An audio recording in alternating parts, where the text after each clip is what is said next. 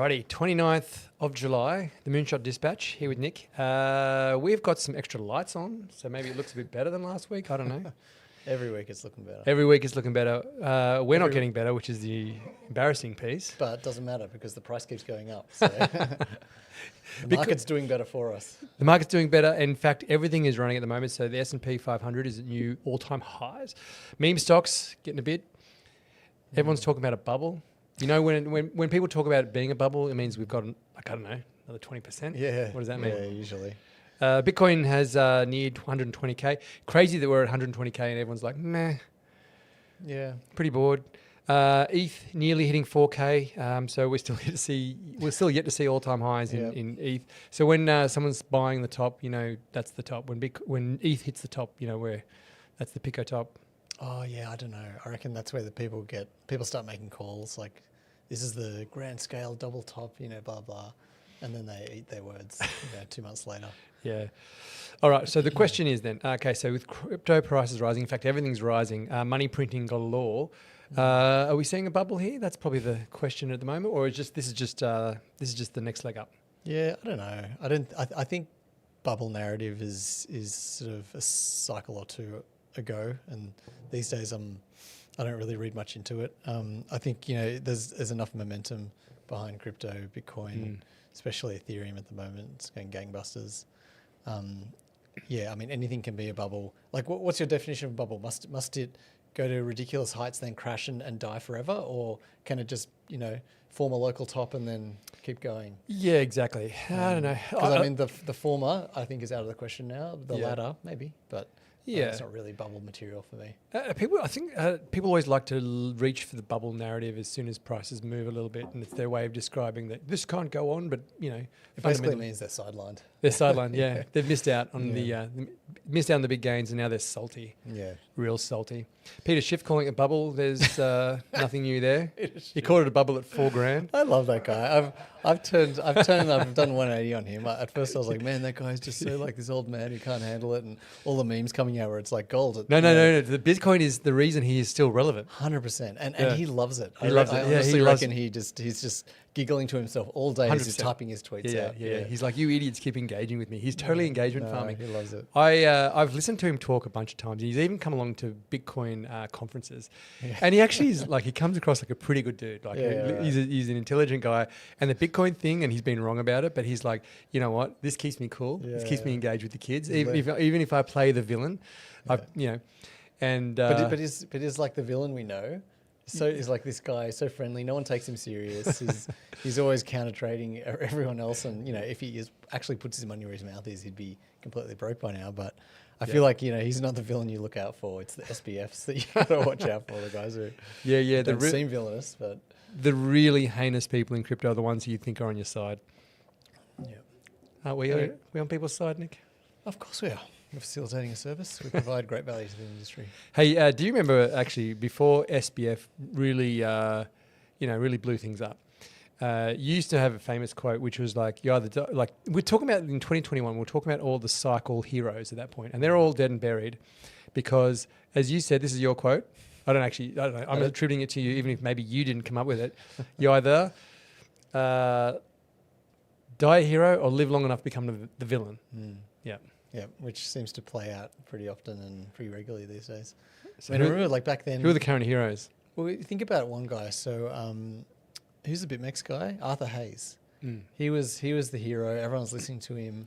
Then, like, you know, BitMEX became evil, but then, you know, there's the famous sort of that sort of cascading liquidation situation that happened way back in the day, years and years ago, and BitMEX kind of just turned everything off because they were like, if we let this continue, Bitcoin's going to go to $0. Like, even if it bounces, it's there's a problem here, and so they kind of saved the market by turning their stuff off. And you know, they would have lost a bunch of money on this, but this is what they did, and they're suddenly, like, hindsight, they're the heroes. Then old mate went to jail or house arrest or something, like very cushy jail.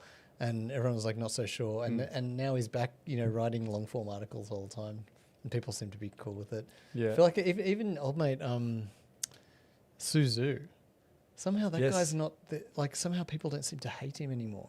and they hated him for a while. And he was like a god for a period, and then they hated him, and now he's still around somehow. Like there's a lot of these guys that kind of just weasel their way out, which is concerning to me because it just shows that sort of society forgets too quickly the pains and bad stuff that people have done. I think some people do remember, but we need our historians. Yeah, totally. I'm sure there's a quote there about forgetting your history lessons and doing to repeat them, blah, blah, blah. All right, we've got to jump into the news this week. So the big news in PayPal. So PayPal has been kicking around in crypto for some time. We've certainly talked to the team. They've added 100 plus crypto payout options to their platform. Yeah, so... I'll give you a couple of little news grabs. Please do. Please elaborate. So PayPal are using crypto, letting users pay with crypto for 100 coins and an auto-converted checkout. Wow, this really sounds like I'm reading it out on the script. Yeah, so I'm definitely not just reading this out. This is the first I'm hearing about this. Merchants receive PYUSD, so maybe we should jump into what PYUSD is, or fiat. And users save up. Here's the key thing, right? Users are saving up to 90% in their transaction fees. Yeah. Compared to, I guess, using credit card and stuff like that. So there's definitely some good news story in that. Maybe we should tuck into, first of all, what PYUSD is and why they're saving fees, and I guess throw some fuel on the fire as to why this is good or bad. Yeah, I mean, this is PayPal doing stuff that other companies have done previously. It's not they're not breaking new ground here. PayPal's obviously a massive, massive company with tendrils into all sorts of payment rails and whatnot. So it's pretty cool that they've finally given kind of a nod to crypto, I suppose. They got into crypto a while ago and were allowing people to, I think, buy like maybe Bitcoin Cash, Ethereum, and XRP maybe. Like there's, I think, 4 or 5 cryptos you could buy. You could never withdraw them. You could just buy them and sort of sell them. And that was sort of met with lukewarm praise. What they're offering now is a way for, if you're buying something using PayPal, you kind of have a wallet, and PayPal's usually connected to your bank account, maybe credit cards, stuff like that. And you can choose the source, but you can now connect PayPal to your MetaMask wallet or your Bitcoin wallet or whatever, and choose crypto as a source. The merchants receiving it don't actually receive crypto. They just receive either fiat, like USD, or whatever the local currency is, or they'll receive PYUSD, which is the stablecoin of PayPal's. I was looking at the PYUSD. So it's been around for a while. They, as far as I can tell, they haven't really been forcefully promoting it. It's just sort of been a thing that they've had, and now it seems like they built it, and now they have also come. They've started using it for something, which is cool. Field of dreams. But yeah, I mean, the quote in this thing is the PYUSD market cap has risen by 80% over the last couple of months or something. Okay. But looking at it, and that's a great stat, but it's still under $1 billion market cap, so it's not a big stable coin. Yep. It's a small guy in the scheme of things. But yeah, like Stripe has done this for a while now. Stripe had big success offering crypto payments as a way for people to sort of pay, and then it automatically gets converted. I think on day one they launched in like 70 different countries or something. So yeah, right, pretty good. And PayPal's just getting some of that action now, which is cool. Yeah, it's pretty. You'd think this would be pretty big news, but there's been so much good stuff coming out lately that it's actually funny that this kind of stuff is actually struggling to capture headlines. It's getting drowned out. Yeah, I guess there are wars and stuff on, so it's probably. Children are dying. I'm not trying to make light of war because that is horrible, but at the same time, it probably doesn't deserve the headline. All right, so ETH turns 10. Party popper, you. So 10 years and not an all-time high. Not yet. Hasn't turned 10 yet. I think it's like got a week or two to go. Okay, so ETH still 22.5% or so off its all-time high. But traders are hoping for a breakout for its 10th birthday. If you're waiting for a birthday, no trader is. Thank you, AI. AI wrote that. No trader sitting there waiting, going, it's a birthday. Yeah, fill your boots. That's it. No, but I mean, trading's all on vibes. It's not vibes. It's like psychology, right? So traders will look at things like that and go, "Oh, people will get excited and buy. So I'm gonna Trying to front run this shit, yeah, and get in front. I mean, I don't think it's gonna happen. I read something where some guy's like, guys, all Ethereum has to do is go up by 6.5% every single day between now and the 10-year anniversary, and we'll hit all-time highs on the 10-year. Yeah. And I'm like, man, this is just grasping at straws now. There's desperation, Just reeking out of coming in. Twitter at the moment. But Yeah. well, cool. I totally agree with that. I mean, we Independent Reserve Zone, Tim Tyndall, had a webinar with James Check, who does a lot of on-chain analytics stuff. Checkmatey. And he does a lot of on-chain stuff, and he freely admitted, he's like, no one can predict the future. But he looks at all the on-chain data to find the patterns in the human behavior. And his major point was, as you're quite rightly, I think, saying, the reality is we all think in a herd. And it's just about trying to measure the herd and look what the herd's about to do. So front running in anything that thinks you give you an edge on the herd is worth, well, it's not always worth a dabble, but like I guess that's what everyone's looking for, right? So here, do you want to go on a little tangent here? Yes, absolutely. So I was hoping this would happen because we stick to the script way too much. Yeah, I do. Okay. So imagine a world where AI is pervasive everywhere and it's not really humans doing anything anymore. So AI has kind of taken over the trading thing. And robots doing all the actual work. Sure, why not? And basically, the situation exists where currently we have these traders who are using, what's it called? TNA. I've lost myself. What's TNA stand for? TA. Technical analysis. Yeah. They're using technical Astrology analysis. for men, as we like to call it. For men. TA, technical analysis. They're using this stuff, right, to make their trade decisions, and TA is based on psychology, and people see a certain pattern and it makes them feel this way, and so they might buy more or sell more or decide they're a top, or we decide we're overbought or oversold. In a world where AI is doing all the trading for us, do they still use that same TA? It's a great question. Because there would be a transition period where there's some of AI doing it, some not, and humans. And so it makes sense at that point for them to be using this psychology that humans feel. At what point do AI work out humans better? Or do the AI then at that point have to continue using TA because they have to know that other AI who are also trading are using the TA themselves, right? And no one's going to jump out of that cycle. So that is going to be our lasting... the lasting sign of the humans existed when there's no humans left is that AI still trading with TA based on the brain, the psychology of the human. And it's brain. just doing game theory with other AI about what they think humans would do. They can't possibly break out. It's just too ingrained. Like, if they try and break out, they're going to get wrecked. And all the other AI that go with the flow win the trades or whatever. Anyway, that's a fascinating concept. That's a big question. I don't have an answer, but that's no. I wasn't asking for an answer. I was like, so yes or no, Lee? Just a thought experiment. But anyway. Yeah. Well, one of the things I found, I read a book a while ago. Yeah, believe it or not, I did read a book, and it was called Manic Panics and Crashes. And it was talking about the psychology of human behavior and bubbles and why bubbles form, and how the cycles seem to consistently repeat themselves with humans kind of not working stuff out. And it likened markets mostly to, I guess, the science of understanding fluid dynamics.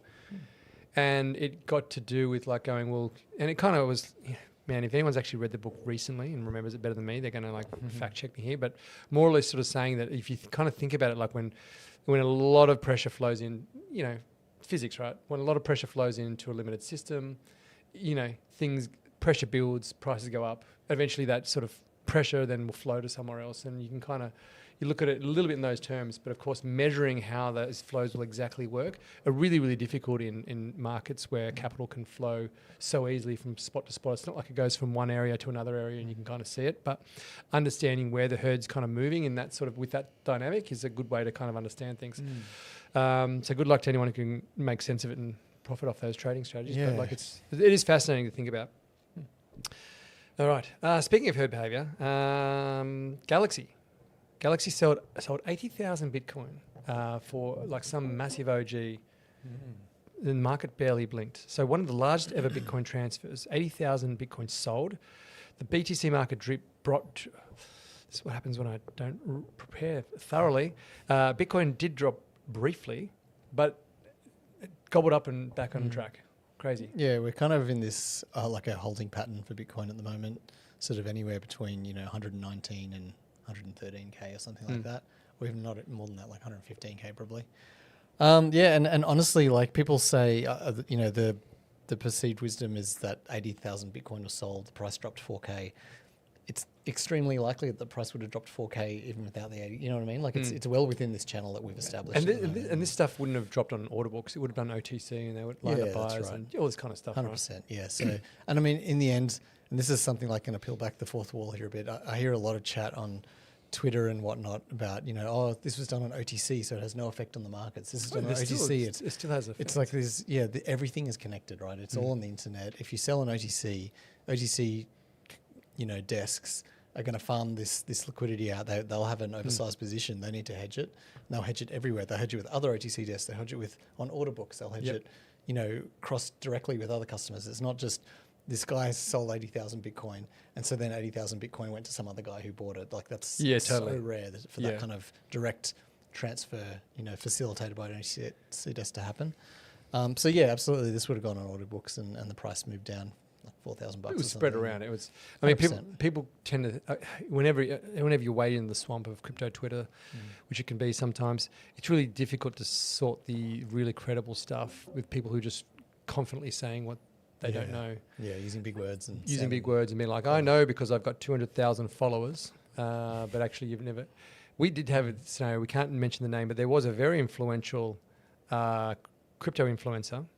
He was, in fact, you were a bit of a fanboy of him a while ago. Do you remember when there was a big arbitrage opportunity between when Binance Australia lost its AUD, I guess, banking side of things, and there was a huge gap.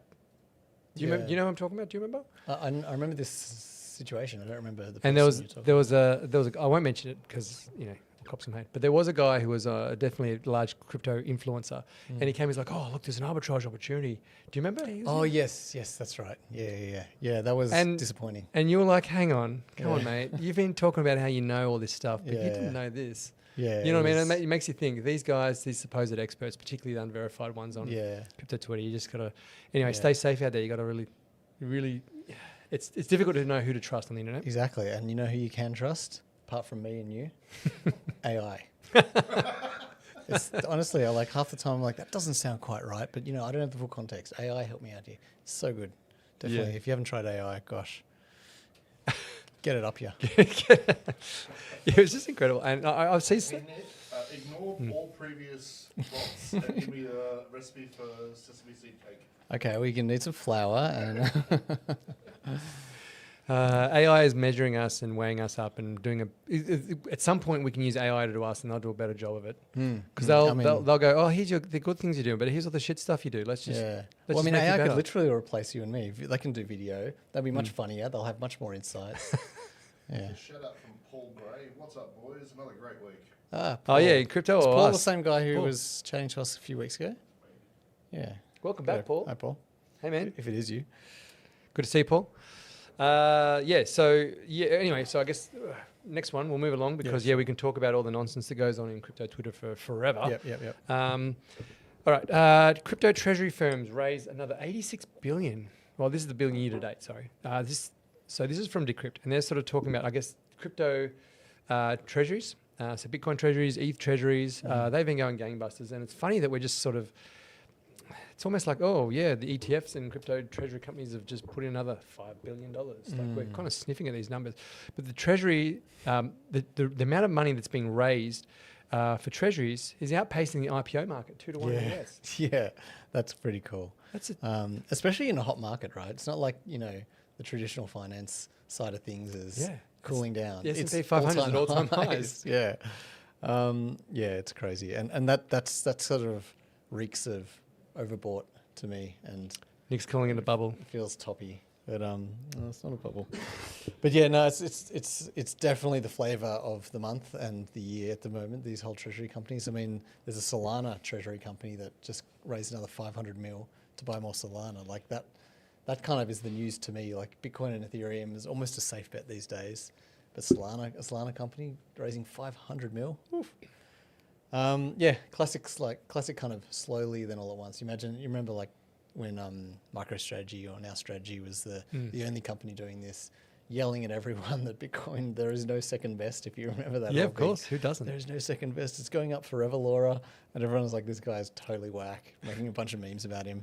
And now he's got the commanding position in the market. Everyone's going crazy for it. And he's miles ahead of everyone else, just like light years ahead of everyone else.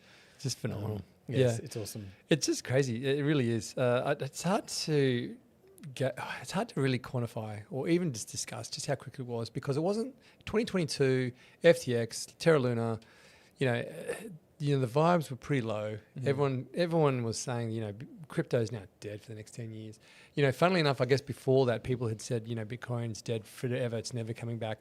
After FTX, I remember the narrative was so much. The vibe I got was certainly, it's not dead. It's just dead for a while. That's 3 years ago. And here we are. Crazy, right? So I've got a couple of interesting things here. One thing I was thinking about is how, at the moment there's kind of the two sides of the same coin. It feels like you've got the ETF inflows, which is just going crazy, especially for Ethereum at the moment. You've got these treasury companies, which are just buying up every Bitcoin and Ethereum that exists. Literally, I think the stats are at the moment, the treasury companies are buying up something like 5 times the issuance of Bitcoin. So all the coins mined, they're buying up 5 times as much as exists. And in Ethereum, the treasury companies are buying 32 times what's getting issued. So there's just like OTC desks are running out. Lol, it's not really happening. But you know what I mean? There's the supply is far lower than the demand. Yep. But the interesting thing for me is the treasury companies, because by definition, they're holding this treasury of physical crypto. They're not buying the ETFs. Or maybe some of them are, but most of them won't be. And then buying the and so there's two separate flows that aren't combined here. You've got these ETF inflows from investors and whatnot, and you got these treasury companies buying. It's not the treasury companies are buying the ETF, and so that's why all the numbers are up. It's two separate counting. Flows. It's just incredible. Awesome. Yep. Well, the ETH ETFs are now outperforming. Well, in this particular week, according to CoinDesk, has outperformed the BTC ETFs. So look at this number: 1.85 billion into ETH ETFs. What did I just stuff up then? Look at this number. You can't see it because you're on the other side of the paper. No, I just that was good. I liked it. All right, ETFs third fastest ETF to 10 billion. Incredible. And that's not even crypto's. That's not even crypto's number one asset. Yeah, well, the two other fastest ones were Bitcoin. Crypto is just the top 3 of them. It's just incredible. And on top of that, the getting to 10 billion, it took 10 days. The last 10 days, it went from 5 to 10 bill.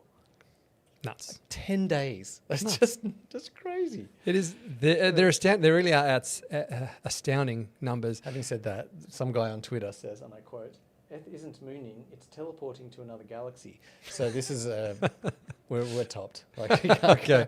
When you read stuff like that, it's all over. Well, you knew it was. Actually, my signal is going to be the absolute cringy shit. Remember the 2021 cycle, the Pico top, marked by Mark Zuckerberg's sister. Yes. Doing that "We're Gonna Make It" song, which just to this day sends shivers down my spine. And you can't watch it without just curling up you've just eaten a ton of lemons. Burrito. Yeah. Someone has you've just bitten into a whole lemon, and that's how cringe it is. I don't even think I'm overselling that. It was so bad. No, it was bad. And if anyone who's listening hasn't seen it, go and check it out and lose a few years off your life. All right, next one. We're trying to say, hey, don't watch out for bubble signs, but here you go. Is the 4-year crypto cycle over? Dude. Yeah. We're really cursing ourselves here. Honestly, stop doing this. Every 4-year cycle we go through, the chance of the 4-year cycle being over is increasing. So it wasn't over 2 cycles ago. It wasn't over last cycle, but I think it's totally fair to suggest it's possibly over this time, because literally every halving, the halving becomes half as powerful. Yeah, that's true. So and there's all what else have we got? So at last halving we had interest rates going up. It's very constrictive. Right now we got we're inevitably going to see interest rates going down. Next week or in the next couple of weeks, we're going to have a news story about how Powell, Jerome Powell gets kicked out by Trump. And there'll be some physical thing where Trump actually has to kick him out for a video. It'll be something garish like that. It's just, there's regulatory tailwinds that just won't allow. There's not going to be crazy blow-ups. There's not going to be. There's all these things that are coalescing here. All these other things as well that that are creating this bullish system, but don't follow a 4-year cycle. I don't know. Yeah, no. Look, I'm bullish for end of 4-year cycle. Obviously, just it kind of means that we don't get a crash or as big a crash, which is good for everyone, or good for everyone listening. Looking at some perspective, I mean, again, 2022, things were pretty glum. And, the ETFs were kind of seen as the great savior and all this kind of stuff. And everyone was like, no way, man. They'll never happen. Remember the vibes, right? I keep talking about the vibes, but you remember the zeitgeist at the time. It was very much along the lines of it's never going to happen. Forget it, blah, blah, blah. ETFs are here and they are absolutely dominating. Vanguard, bad luck. You didn't get on it. Now BlackRock's just going to gobble up everything. But Vanguard got on there, so it's fine. Yeah, but not Vanguard. They came out and they got absolutely... one of the vans. Tighter regulation and definitely fewer speculations support that theory. I know, again, go check out the webinar with James Check, and he was talking about, I guess, some of the signals that he looks for. And I didn't... Well, I don't think he mentioned it, or maybe I just hadn't got to it yet. But he was talking about how, if you look at the amount of addresses that are recently bought that are in profit that start, that's you can start looking at some of these on-chain metrics to kind of see who are the latecomers, who are the people, and the thing that he was kind of looking at is just sort of setting it was going, well, look, if people who've been around for 4 or 5 years, when those guys start selling. They're the guys who've been around and have seen a few things, and once they start getting nervous, or that's the same time the newbies, that new addresses are starting to accumulate. And that's kind of going, well, actually the guys who've been around for a bit, they're getting a little bit cold feet, but the people who are new, they're getting a little bit excited. It's a good way to kind of look at, again, the 80,000 Bitcoin sell would have blown that stat up, I'm sure. Yeah. Whatever totally. Chart he's looking at. And, James, sorry, I'm completely making a mess of your analysis here. He's sitting there raging at the he's sitting there just. That's not what I said. Yeah, there is a hammer has gone straight through his computer screen. Listening to me talk, making an absolute mess of his webinar on the wall. So go check out the webinar. Don't take my word, because I probably completely stuffed that up. All right, so next one. Japan's real issue may not be taxes. Hey, Jared, next time, can you remind me to read these things out before I start? WeFi CEO says approval culture, not tax rate, is blocking crypto growth. Yeah, so we talked about the Japan thing last week. The news there was that the incumbent political party were looking pretty shaky. There's a bunch of polls out showing that they'd lost a bunch of people weren't going to vote for them or whatever. The incoming guys potentially are suggesting that they reduce the capital gains from 55% to a specific crypto bucket thing, which will be like 20.356% or something very specific. And that, on the face of it, that sounds interesting, and I'm all for it. And I think we said last week, if only it would happen here, that'd be nice. But now, some guys come in. Sorry, I can't remember who wrote this stuff, but he's basically it's from the Nikkei Asia, so one of the journalists. Yeah, it's one of the CEOs from one of the companies who works very closely in the area. Sorry, WeFi. Sorry, yeah, you said that. He's basically said, look, that's nice and all, but the real problem here is that the approval process is too stymied. It's too slow. You can't get anything done. One of the stats I read was if you're regulated, so they've got regulation there, right? It's not like they've got nothing like we have here in Australia, where it's just you're kind of going by the seat of your pants. FTX Japan was the one jurisdiction where everyone got their money back. Exactly. They had proper regulations. So that's right. FTX had to play by the laws there. But apparently over there, if you're trying to list a new coin, it can take 6 to 12 months to get through the it's like, no thanks. By that time, fart coins not even a thing anymore. So it's just too hard for them to actually get anything done, and that's what this guy's saying. And if that's the truth, it sounds like they need some changes.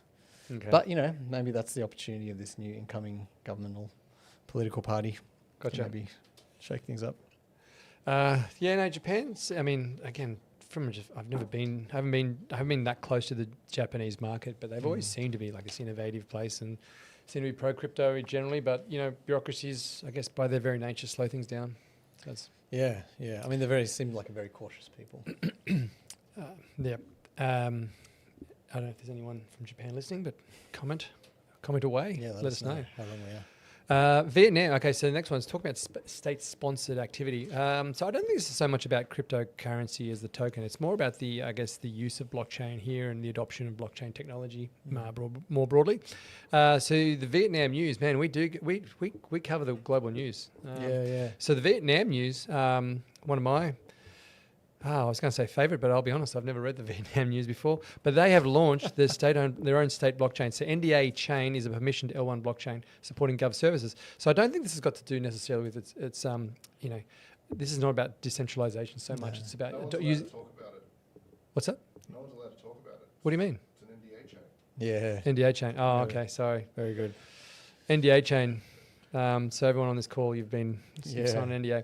Sign it on the blockchain, maybe? Yeah. Well, this would be a great thing. So we just talked about government inefficiencies. This is a great segue into, I guess, what could be about using blockchains in particular to, automate services and processes outside of just, the Bitcoin store of value kind of proposition. This is really about potential. I'm guessing they're using it as a way to create and deliver a reliable, robust solution for delivering services. Yeah, you're right. You're absolutely right. So this is like a permissioned blockchain where it's a proof of authority chain or something like that. All the nodes are run by state-sanctioned actors, and I think there's a couple of corporate actors that run nodes as well that are heavily vetted by the government. So I see the word decentralized thrown around a lot. It's got nothing to do with decentralization. There's no decentralization here in terms of producing new blocks. There is no decentralization. In terms of geographically dispersing nodes and making sure it's not just one centralized database, yes, it's decentralized. It's there's 49 node producers, I think, that are running this thing. And it seems like it's an interesting idea. Like they're going to run their identity system off here as well. So instead of having the RMA that we have here, where you get your driver's license, you just have one thing and it's on the blockchain, the permissioned blockchain. I don't know. I'm a bit not really into this one. So this is the thing is operated, and get this, by the Ministry of Public Security's Data Innovation and Exploitation Center. They have who are they exploiting? Yeah. It's I think that means exploitation of data Yeah. and services. And I'm assuming it's the protection from exploitation. So they're not going out there exploiting people. But we shall wait. And one of the things they claim it will address challenges like cyber attacks, scalability, and limited global integration. I'm like, will it? How's a blockchain going to stop you getting cyber attacked? I feel like yes, a new tech stack, they can build it from the ground up to be more secure and whatever. But I don't think blockchain has anything to do with that. I think it's just if they're building a new system that happens to be with a proof of authority blockchain because they want to decentralize. I don't know. It's I guess a little bit less trusted. I mean, it has to be trusted a little bit less if it's distributed, but it's still fully state operated. Yeah. So. Look, there was an idea, and I can't remember who it was. Someone in Australia was looking at this as I think it might have even been on Red Belly or something like that, like Red Belly Network, and it was the idea that you could have, for example, if you try to rent a property or something in Australia, every time you go and apply for application, you got to supply all this information, rental history, blah blah blah. It's good for the tenant, good for the landlord. It'd be like, hey, I've been a good tenant, or proof that they've not been a good tenant or whatever. But you have to collect all this information from various places and then go and give it. And there's no system that allows kind of tenants and landlords and real estate agents and all this kind of people to talk to each other. It's just a real messy process of getting data and information and stuff together. And someone proposed an idea using a blockchain. Well, if you had your rental history or your landlord history or whatever in a tokenized form, we could kind of share that information. Having that on a blockchain would be a really good way of going. That token can be shared and permissioned, and you can, for example, I'm applying for a rental property or something. I'll be like, hey, I could use a blockchain to be like, well, here's my record. I don't have to go and collect all this random bits of data that aren't really being properly vetted and all this kind of stuff. I've got it. I've got this immutable kind of history of all the good stuff I've done. Right, as a way to kind of economize. It's a way to kind of store information, share information securely, and know that the information I'm being providing is verified. Okay. Does that make sense? Not really. Like again, how does blockchain improve over a database if you're doing like It is a database. It is a database. Yeah, it's just a It's database. Then. but it's a database that everyone have access to, as opposed to like, I'm sure some real estate's probably just running a spreadsheet somewhere with all this information. No, there's a national database for tenants and like all that stuff exists. It's just on 1980s software that isn't properly available and blah blah blah. I think if we built it again, maybe they want to put a blockchain behind it, but I think they could do it just as well without a blockchain. Okay. Yeah. Put that idea in the bin. I mean, yeah. Yes. I don't know who it was. Like I didn't mention feel their like name. Like I didn't mention their name because they'd be like, "Thanks for just pooping, trashing my idea." Yeah. Well, I'm guessing it didn't get off the ground because how's Red Belly going? I don't know. Yeah, I don't know. Well, Red Belly's the L1, the network. I guess this is going to build on top of it. Yeah, but I mean, I haven't heard. Yeah, anyway, we'll see. Sorry, Red Belly. They maybe had nothing to do with Red Belly, so we might have just dragged them in. Or I might have actually inadvertently dragged them into a conversation. It's got nothing to do with them, and it wasn't actually their project. It was someone who was using their token. Yeah, sure. Anyway, take that all back. Forget I even said it. Too bad this is live. Can't do that. Yeah. 100. Nice. Nice. All right. I need one of those like men in black sort of. Yeah. Through Now, the it's camera, getting, does it now work? it's getting awkward, Nick. So let's move on. Okay. No, well, hang on. It's only weird if you make it weird. Which we have done. South Korea fast-tracked laws, but cools ETF exposure. This is from the Yonhap Korea News. Hang on, So are we skipping Hong Kong or are we coming to that later? I have totally skipped it. I was going to say, so Hong Kong, we've spoken about Hong Kong a lot in the previous. Do you want to skip it? No, there's something I had a really funny anecdote. Anyway, okay, now sorry, you've made it sorry. weird, so it's too late. Now we'll go. Hong Kong Let's go warns- to South Korea. It's too late. No. We got to go back on this. Hong Kong warns on stablecoin hype. This is from the South China Morning Post. So the regulatory authority there says unlicensed stablecoin markets have gotten out of hand. Yeah, so this is why I kind of liked this article because we have been very bullish on Hong Kong regulations, and we've been talking about how China have got this new corridor to try out these weird things called blockchains and stablecoins and whatnot, and now the basically the Hong Kong, like the regulator doing this stuff, has listened to our podcast and you're like, holy crap, things are getting a bit too wild. I need to, everyone cool your jets. Like it's totally. going too hard. Because apparently all these companies are signing up to build a stable coin, like using this regulation. And the Hong Kong regulator guys, just some of your companies have nothing to do with crypto. What are you doing? And he's gonna it's basically You've got full retard. come on. You literally, and so he's basically saying, look, there's going to be a lot of disappointed people here because we've got a bunch of applications for this thing. None of them I make love your sense. enthusiasm, but it's just too much. You have to slow down. Which really reminds me, I'm not sure if you remember in late 2017, there was a company called Long Island Iced Tea Company. Do you know about this? No. So it's called Long Island Iced Tea Corporation or something like that.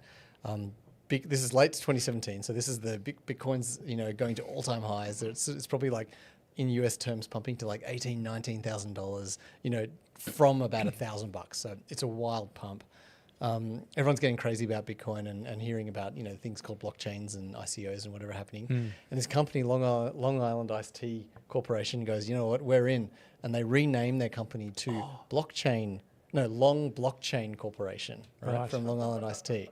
And everyone's like, you guys are the best things ever, and they're like, yeah, we're going to do some blockchain stuff. The share price pumps by like 500. They don't issue a token, thank God, but their share price pumps by like 500%. It's just going wild. Everyone's talking about it. Most people are like, what are they doing on block? They're Long Island Iced Tea Corporate. Like, what's going on here? What's blockchain got to do with anything? Anyway, fast forward.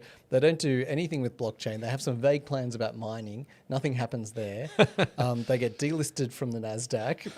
And what was the final thing? And the SEC registration gets revoked. It's like, this is just the biggest, that is a bubble. The Long Island Corporation or the Blockchain Corporation was a big bubble for that time. That's right. That thing went literally from hero to zero. That's right. There was a bunch of companies back in 2016, 17 that were just throwing blockchain in their name, and and doing well, like temporarily. Yeah, but, temporarily. But yeah, it was never. CompuGlobal, sorry. Yeah, they couldn't make it last. Just nuts. Anyway, All right. shall we move on to South Korea now? South Korea. Or Yes. do you want to skip that one too? I'll first of all start the next one and then we'll come back to it. Midway through. In fact, I'll talk about this next one. You Well, talk about thanks, Korea. Yeah, okay, I'll answer. You answer about South Korea. So now that we're skipping South Korea, hey, I love South Korea, by the way, but South Korea is a funny one, right?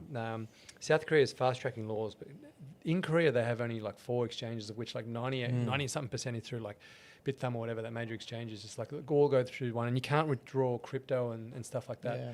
And so there's all this, I don't know. Korea have always like and it's deliberately so, according to the Koreans I spoke to there. It was deliberately so so the government can have control over the industry, and there wasn't too much crazy stuff going on.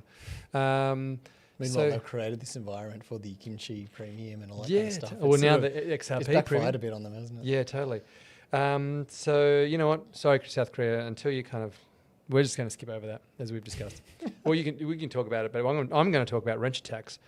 So that's the next news. This is from Cointelegraph. It's an alarming trend. Renter tax have pushed investors to centralised custody, which is very concerning actually, because we know this has happened. In Australia, we know this has happened too. There's been I don't know if you can call it significant, but a observed increase in the amount of people, which is effectively people being robbed, physically attacked for their private keys. Yeah. Yep. And it's on the rise globally, which is really concerning. I know there was that issue that we saw in the US. We know it's happened here in Australia.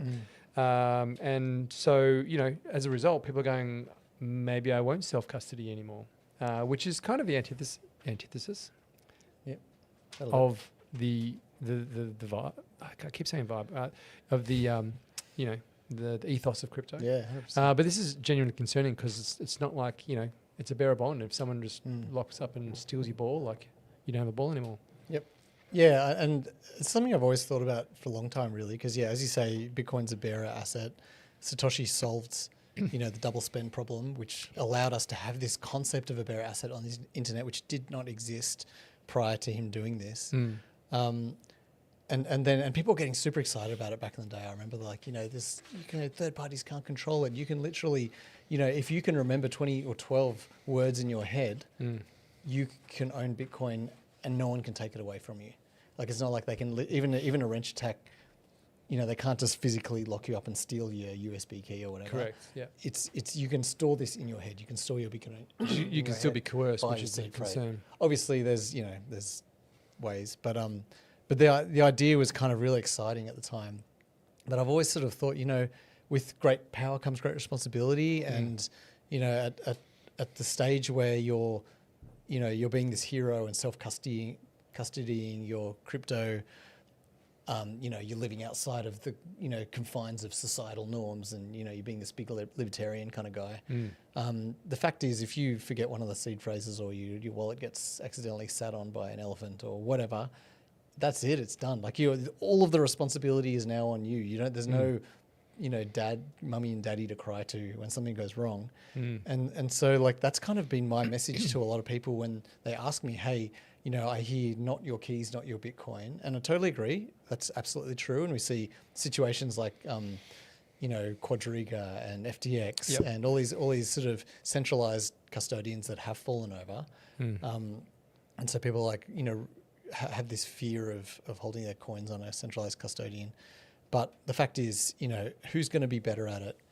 You or like someone who does it 24/7, day in, day out, technical, literal geniuses working on this stuff. Yep. And so my general message is, look, if you're super comfortable with this stuff, you understand what to do, you've practiced, you've got contingency, you've got, you've figured it all out, absolutely go for it. But for the average person, you want to probably store it on the exchange. Yeah. And especially you got to, and that's when you have to do your research. You've got to find an exchange that has never been hacked, independent reserve, an exchange that has never lost anyone's money, independent reserve, an exchange, et cetera, independent reserve. To work on this stuff because we're the experts, right? We do this day in, day out. We've done it for, 12 years now. We just had a 12-year party. Yep. A month or two ago. We know what we're doing. And not to say you can't withdraw, of course, absolutely, but you got to weigh it up. There's risks either way, I guess. And for most people, I reckon storing it centrally is probably the way to do it. Yeah, yeah, it really is, and we've countless stories of times where people have, like the good old classic one, the guy who was given 11,000 Bitcoin or something back in 2011 for some work he did in some tech, and then he lost his hard drive or lost his seed phrase or all these types of things, and it's only worth a couple $100 million now. Yeah. So no pressure on So him. he doesn't mind. He doesn't mind. He'll recover. No, but I totally hear what you're saying. No, and to be fair, like back then, the self-custody options were much less available, much less sophisticated, much less user-friendly. And there's a lot of much more friendly stuff out these days, which makes it a lot easier, and a lot of really good guides out there as well that you can sort of review and practice and do all your things. But yeah, it's still an absolute risk when you hold a bearer asset. I mean, it's true for gold, or you bury gold in your backyard and you forget where it is. How big's your backyard? Or exactly. Or you forget that it's there and you move house or whatever. You know what I mean? Like there's risks in any kind of bearer asset like that. Yep, 100%. Well, everything apart from the South Korean stuff we've managed to get through. So give me a wrap. Anything else we need to cover off on? Do we get any? How do the people on the internet? Do we get any comments? No. Yeah, we got a few. Oh, we did. Do you want to? We want to address any questions? Paul Gray.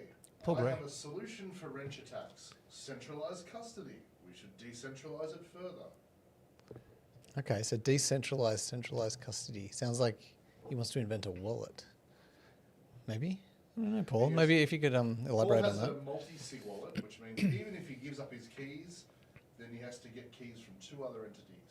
Yeah. Yeah, totally. multi-sig's definitely an option. Yeah. I mean, the wrench attack. The problem with the wrench attack is, like, in a real scenario, someone's coming at you with a wrench or a knife or whatever, and they say, "Give me your Bitcoin," and you're like, "Tough luck, tough luck, friendly guy. I've got a multi-sig, and so you will need to attack both my mother and my wife." They're like, okay. Or, even if you don't tell them who else has the, control the multi-sig, like, they're probably not just going to go, "Oh, okay, well, goodbye." If you got to the point of this wrench attack, things are not good. Yeah. So you kind of want to, the real solution here is to be not in that situation in the first place, which, I mean, there's a great example. I'm not sure if you saw, and I honestly don't even know how I came across it, but there's some... Oh, some echo in here. There's some internet celebrity called Aramuth or something like that, who does she's like a streamer or something like this. Okay. And she showed a screenshot of her crypto holdings, and it was like 200 and something Bitcoin, like massive number, and some big number of ETH as well or something like that. And she's like, woo, like whatever. Look at me. Next minute, she gets like held up and like robbed. People try and take her crypto. And it's like, you don't do that. I mean, like, we're here going public, and we've obviously got millions and millions of viewers, so we're putting our lives on the line. I wish I had millions and millions of Bitcoin. Yeah, too bad there's nothing for them to take. Good luck. Because I'm a terrible trader. But, I sold the bottom. Yeah, that's right. But you just got to be careful and smart about how you telegraph this kind of information, because, I mean, there's just people who can't help talking about their stack. Yeah, which is just kind of stupid behavior. It's like, imagine if you went to the schoolyard and were like, "Oh, I've got $100 on me." Actually, I've got 1,000. You're like, someone's not going to rob you for your lunch money. Have you ever seen $1,000? Come and have a look. Exactly. Yeah.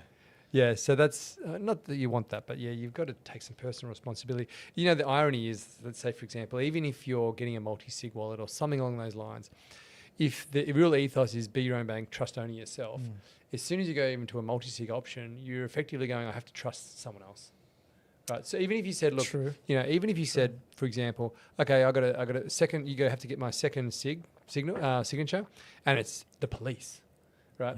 And so you've got to take me to the police, right? That's a cool idea. I like that. Cool. Yeah, that's a great idea. Yeah, but okay, there you go. So, problem solved. Problem what? solved. Okay. We've got the solution. And so you're like, you can have my crypto, you can have my second signature, but you got to take me to the police, and then what happens? Like, just act cool when you're at the police, and you're sitting there winking at the police guy like as hard as you can. Yeah. Okay. Yeah, he just slips him his number. And the police, and again, like the same thing is, like, I guess there are ways you could get around that, but what if the police are corrupt? You still got to trust. Yeah. I mean, I've been watching some police stories, like police TV shows recently, and they're all corrupt apparently. So, you're out of luck. All I'm saying is the point is, like, as soon as you have to, any bearer asset, this is, I guess, the sad reality of the world we live in. It's like you go to, as soon as you have anything where you need a society with trust at some point, right? And yeah, it can break down pretty quickly when people get greedy and, It's the society we have to figure out how to that's just navigate. sad. Well, I don't want to end on a Debbie Downer note. Yeah, well, this is a tough one to end on upwards note, the wrench attacks. Anyway, so Amaruth isn't dead. That's good. Does she still have a crypto? I've no idea. I didn't even watch the thing. I just saw as a YouTube sort of screenshot, and I was like, oh. And then I saw another, and then I Googled her, and scrolling through all the salacious photos, there was one where she was screenshotted with her Bitcoin stack up on the screen. I'm like, you silly girl. That is silly though. Don't do that. I don't know. If you've got a big stack, definitely don't do that. Stay safe out there, people. All right, so we wrap it up there. Nick, thank you. Hopefully next week when we get back to business, the market will still be pumping, and we will write that it's not a bubble, and life's still good. Till then, ciao.